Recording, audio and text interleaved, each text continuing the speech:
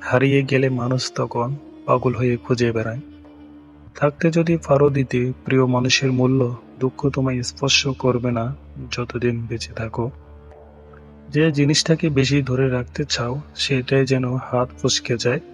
যাকে হৃদয়ের সবচেয়ে কাছে পাবো সে একদিন সবচেয়ে দূরে সরে যায়। সবচেয়ে প্রিয় জিনিসগুলোই সবচেয়ে তাড়াতাড়ি হারিয়ে যায়। তাই হয়তো জীবনে কিছু না চাইলে কষ্টটাও কমও যায়। আমি দৌড়াচ্ছি অসমাপ্ত চাহিদার পেছনে, এক শূন্যতা থেকে আরেক শূন্যতায়। ভেবেছিলাম একদিন পূর্ণ হব, ভেবেছিলাম সব পাওয়া হবে, কিন্তু আজ আয়নার সামনে দাঁড়িয়ে দেখি আমি ফাঁকা। আমার ভেতর শূন্যতার গর্জন।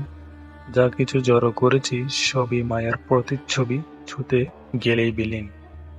আমি শুধু এক অস্তিত্বহীন উপমা, নামহীন রূপহীন শূন্যতায় গড়া।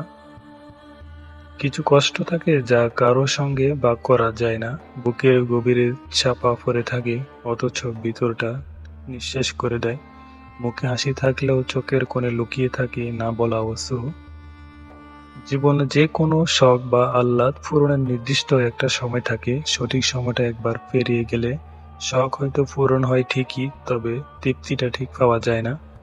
ছোটখাটো স্বাদ আহ্লাদ খুব দামি জিনিস, এগুলোই একটা মানুষের হৃদয়কে জীবিত রাখে, সতেজ রাখে, প্রাণবন্ত রাখে। মানুষের হৃদয় একটু একটু করে মরে যায় ইচ্ছা পূরণের অভাবের নীরব হাহাকারে। এক এই জন্য সময় থাকতে এসব শখ পূর্ণ করে ফেলতে হয়। মনে রাখবেন, একদিন সব হবে এই আশায় যে নিজেকে বঞ্চিত করে তার জীবনে কিছুই হয় না। তার জীবন কাটে বিষণ্ণতা আর অপেক্ষায়, শেষ হয় আফসোস আর হতাশায় দিয়ে।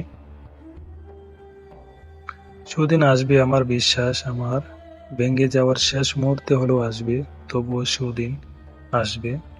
যারা মনে আঘাত করে তারা সারা জীবন পাশে থাকে না, তাদের দেওয়া আঘাতগুলো সারা জীবন মনে করিয়ে দেয় সহজে মানুষকে বিশ্বাস করতে নেই।